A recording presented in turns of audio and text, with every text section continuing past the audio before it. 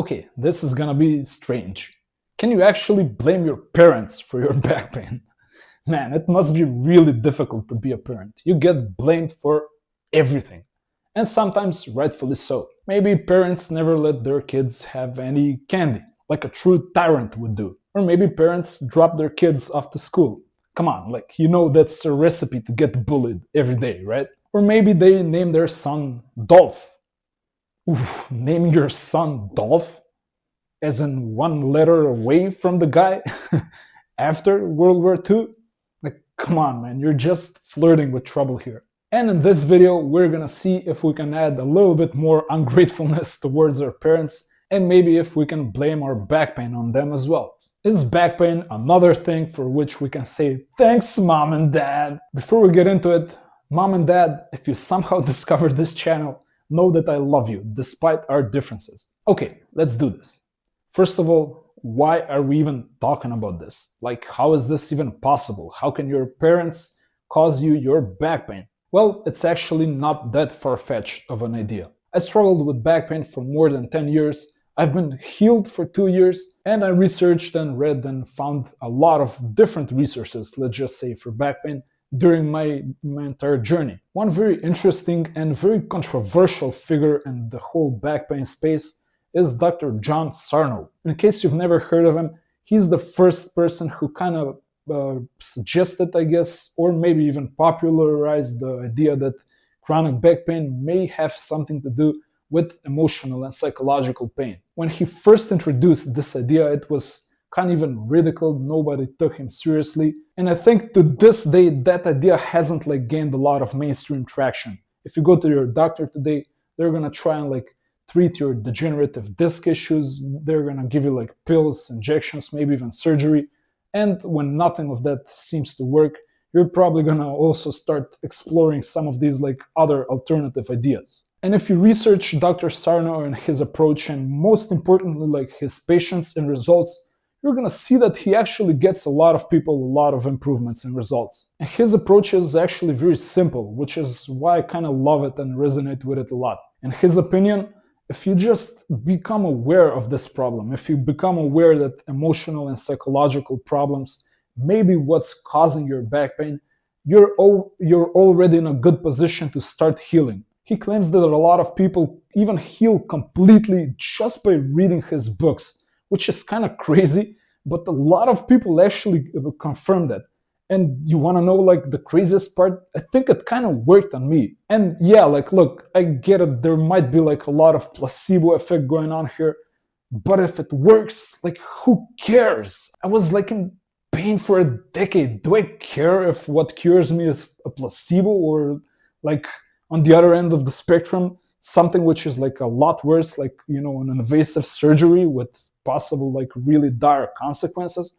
Who cares? And the reason why I believe this may not be a placebo is because I actually kind of had a lot of difficult issues growing up. And after reading the works of Dr. John Sarno, I did notice a reduction in back pain, but I think even the bigger reduction came when I started to work and address the issues I had. And these can actually be I'm not into the whole victim culture. I don't think everyone suffers from PTSD, and I don't want to use the word trauma lightly, but if you've had any sort of serious difficulty, maybe your parents you had a strained relationship of some sort, maybe you were and this is on the lighter end of the spectrum. I'm not even saying if you did something, if you suffered something actually really horrible, but let's say your parents often yelled at you, or there was a lot of kind of maybe semi-violent or even violent or abusive environment in your household.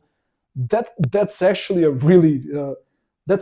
really common scenario, and turns out to be a recipe for chronic back pain once you start getting older. I talk a lot about this in my free book, which is again completely free, so there's no reason for you not to check it out. Links to it should be in the pinned comment or description. I talk a lot about things that worked and things that didn't work. One of the things that worked the best for me was addressing issues of this type. It's counterintuitive. I know it's the relationship seems weak. The good news is this is a really safe practice you can try, And I believe you will benefit a lot, especially if you've tried a lot of things that doctors and conventional medicine has recommended and nothing has worked for you. In that case, I think there's a strong likelihood that what's the root cause, the real problem for you is actually issues of this type. And of course, like I learned this from Dr. Sarno, so definitely check out his books as well. I think you're gonna find a lot of value. It doesn't even matter who's your source as long as you heal. Now, other than like maybe, let's say, some sort of an abusive environment in your home or difficulties growing up, you may have picked up some habits from your parents that are not exactly helpful for your back pain. A common example for this, I think, is actually posture. Like one time I noticed like my dad had like a really kind of like not a really good posture. And I was like, I've never kind of noticed this. And a few days later, I checked myself into the mirror and I was like, I have the exact same posture. Like, how is that possible?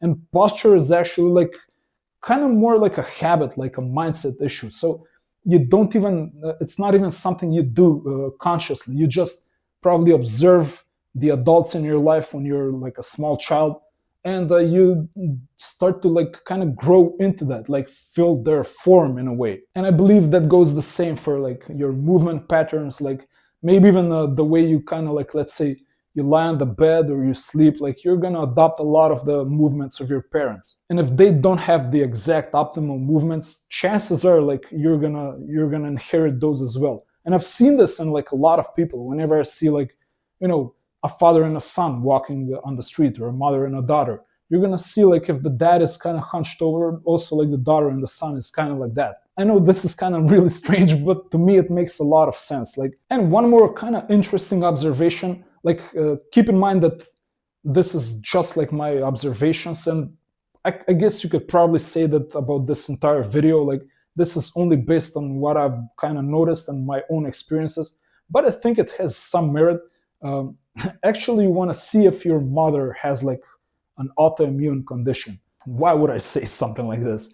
Well, autoimmune conditions actually mean that the person having them is more prone towards problems from increased levels of inflammation.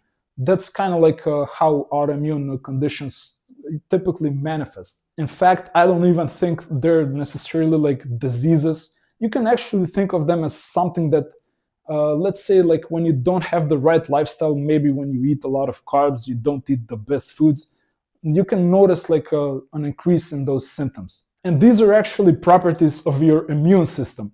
And your immune system actually gets inherited from your mitochondrial DNA, which is your mom genes in a way. So the way I kind of like realized this, and again, I'm not saying like this is a proven science or anything, but for example, like my mom has vitiligo, which is like a skin condition where you lose pigmentation on your skin. And what do you know, like I also have like vitiligo, which is another autoimmune condition, like a chronic disease.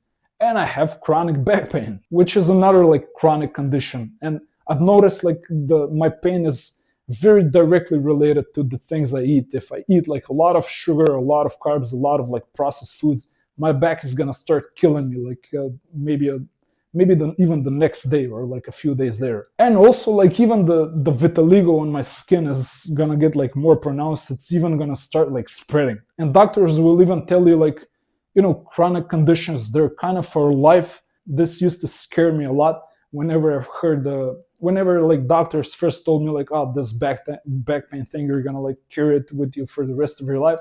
And they told me the same thing for like the vitiligo. And guess what? I kind of reduced carbs and my vitiligo patches like started to shrink, they disappeared, and my back pain went away. So there is a lot of connection here.